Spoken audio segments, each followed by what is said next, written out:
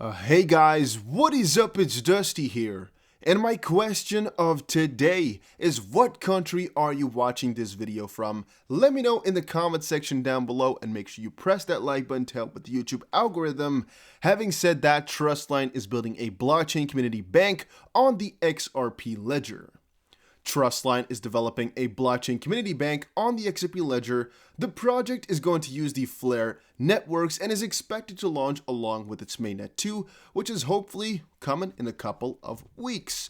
Again, I know it's going to be a couple of months officially, but I mean, 1 month is 4 weeks, 2 months, 8 weeks. Yeah, I feel a little bit more comfortable saying that it's just a couple of weeks out because, well, honestly, guys, I'm pretty excited about everything that Flare is going to bring with it, and everything that's being built surrounding that is also something that I can at least support. Am I really a core supporter of Flare? No. Is it, however, free money, and thus will I try to find out more ways to make more money from it and try to find updates for it? Yeah, obviously, as it also increases use case for XRP, so I'm involved, baby. I'm gonna update you guys to the freaking core as much as I can. Then analysts say $60,000 Bitcoin price signals Bitcoin has ample room to run. All right, so this was actually a couple of hours before Bitcoin really hit $60,000. By the time you're watching, I think this article is even a little bit more older. Not exactly sure what the Bitcoin price is looking like at the time, because this does not work. This is not the price of Bitcoin right now. I can check on my phone, but I don't really care too much. This is not the price that it is right now.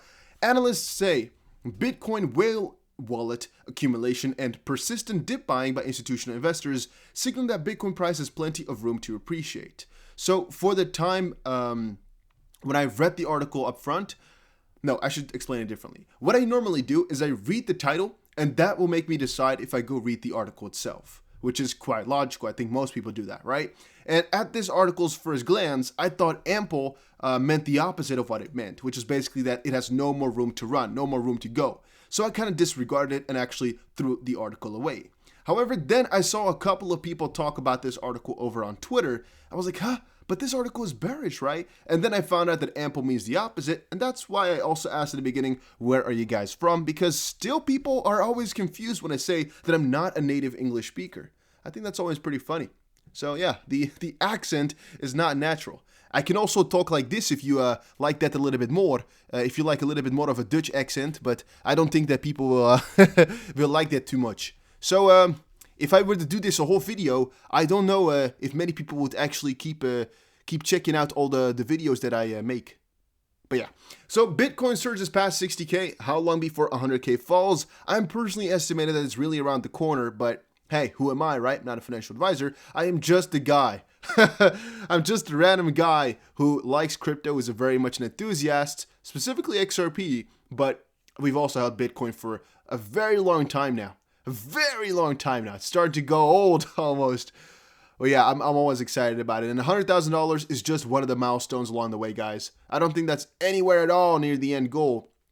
And I also don't think it would take too long. Funny, in my opinion. It's basically the same as going from, let me see, going from about 30,000 to 50,000. That's the same in terms of percentages than as going from 60,000 to 100,000, right? It's just double, basically. So yeah, going from 30,000 to 50,000, people didn't think that was strange. People didn't think that was hard. So why would going from 60,000 to 100,000 be? In terms of money, it's way more, yes, but we have to think in terms of percentages, because that's actually, in the end, all that matters. Then Cardano, let's quickly see. Cardano losing steam amid profit taking. A lot of people were going really sad about Cardano. I saw that Charles Hoskinson's Twitter was filled with people going, whiny. But I keep telling people Cardano is a longer term project, that's for sure. But also, they got a lot going for themselves in the near future here. And I told people, man, we got to keep this one in our portfolio for the freaking March rally here, which could be coming up. Now, I also said to people, if you buy Cardano surrounding March 1st, you're most likely in for a treat because that's a little bit scary to do. Obviously, that was a scary move, and hopefully not too many of you guys did that. However, buying it right now is mostly in anticipation of everything surrounding Cardano in the next month, which could have to do with Coinbase, which could have to do with their African partnerships. I'm not sure, but that is buying in anticipation of something that nobody really yet knows, and that's something which I really, really like. It's basically putting your putting your money on the line with a little bit of risk, but you guys all know I am all about that risk. I like it. I like it. I like it. Unless it's ridiculously stupid or low profit potential. But things like, for example, GSX, you guys know why I put money into it, right? A couple $1,000s. Right now it's already a little bit more. The reason I put money into it is not because I'm 100% sure it's going to pop off. This is once more the first gold-backed coin, the first of its kind, first growth coin. It's not because I'm 100% sure it's going to pop off. I put money into it mostly because I'm thinking, hey, it's the first of its kind. The team, which I've talked to now a couple of times, they have so many videos online explaining everything. They have videos with talking to the freaking, Tanzanian, I think, government. They've talked with a lot of others over there to arrange work and stuff like that. I'm thinking, man, they got a lot going for themselves. And yes, it could be far-fetched in the sense that it's very good to be true. I mean, a gold-backed crypto, a growth coin sounds kind of strange. But what if it really works out, right? And that's my risk to reward. So the risk is basically default, in my opinion, where we have no money in return. And the reward would be that we get a huge 25 or 50 times return on our money in due time, which is not much because, again, this is not a big cap crypto. So times 50, times 100, all that type of stuff is not that hard in the real essence of things. If I weigh the things off, then yeah, this can go to zero. Okay, I'm going to lose something, but it was worth it in the end. That's it for me. So that's why I put some money into it. And also for Cardano, for Cardano, man, people don't see this risk to reward ratio like I do, I think. With Cardano, the reward is so much higher than what it should be worth in terms of risk that I just have to purchase. I just cannot do without it. Why would I not? It's freaking dumb, statistically speaking. Then SEC versus Ripple might establish meaningful precedent. We've actually talked about all of this, but it's just, there's so many articles popping up, guys, and I can't keep up reading everything. I try my freaking best, but there's so many lawsuit articles, and I read everything. I spend so many hours a day reading more stuff. It is, it is definitely quite crazy. All right, let's move on. Ripple's Twitter. Just wanted to quickly say, man, do they post a lot? Right, they post a lot of stuff on here. It's actually pretty damn crazy that I think they have some very big marketing planning going on. But the most interesting one was this one right here. As they are promoting their careers once more. Think about it, man. They're just keeping up these freaking careers and job openings. They keep it up. They go on. They keep going on. It's getting a little bit sketchy, all right? They're getting so many people on board. It kind of feels as if they're not afraid of this lawsuit at all, or that they really have their plans figured out of moving and stuff like that. I really think they got it a little bit better than I thought. I guess they got their stuff in order. Then I keep reading some of these tweets of people arranging interviews, and I want to quickly say, guys, go follow me over on Twitter. Please, guys, if you're following the YouTube channel and you have a Twitter, go follow me on Twitter too.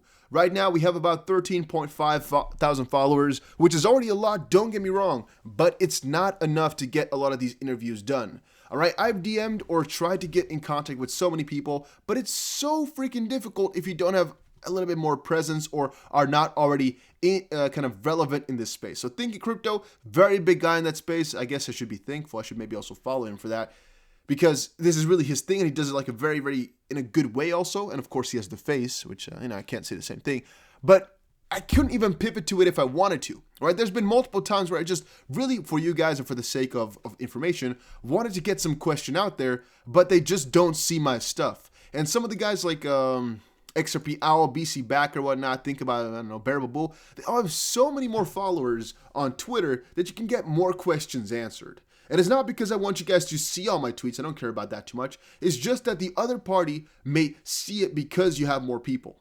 I know it's kind of superficial, kind of dumb, but that's really the way it sometimes goes in this space here. You know, that if more eyes are watching you, you get more done. It's sad. It's very freaking sad. But hey, that's the way it goes, all right? And there's a couple of things I'm really looking out for, like, for example, this one right here. But it's just a little bit sad that, that I don't have the influence to be able to do that type of stuff, to at least ask a question.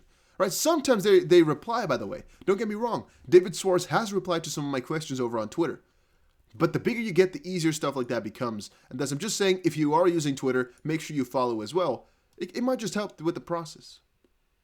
Then, I already explained in the previous video, but some people didn't understand. I am not saying that XRP slash Ripple dates are not important. I am asking and basically putting up the question, should you buy XRP in anticipation of them? Should you get excited for them? Should you wager basically around those numbers, around those dates? I'm going to say no, all right? Just to be sure.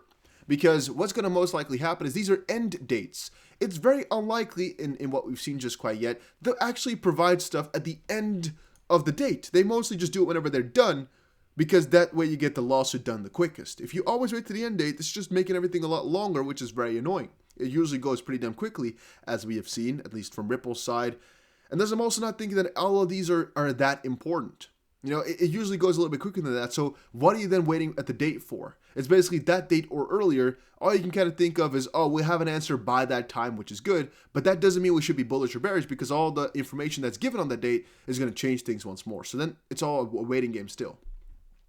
Right? So if you, for example, were to wait around for April 12th, if they posted April 6th, it's all about the thing that they do post.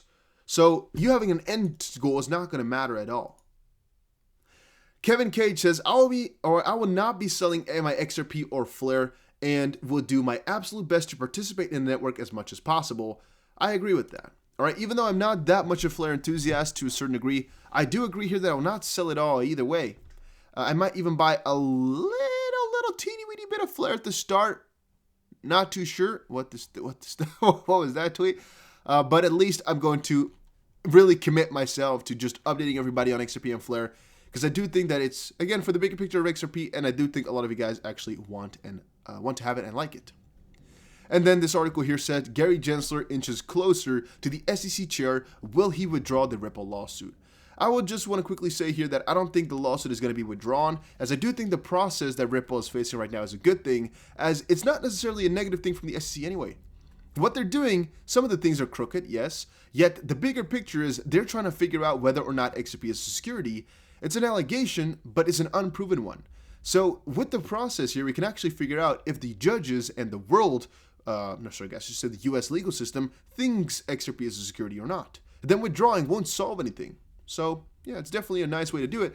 What if they were to withdraw it? How could they then arrange all these things? The only way they could arrange it then is if the SEC and CFTC or SEC and FinCEN or something like that were to work together and then bestow some judgment upon XRP from a different sense, different angle when they get the permission. But usually all judgments they make are done through a judge anyway.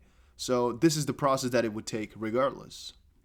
And yeah, that was it today. Hopefully you all enjoyed it. If you did, make sure you press the like button and subscribe, and I will definitely see you guys again in another one. Yeah, I think, that was definitely it. Take care, everybody. Have a nice one.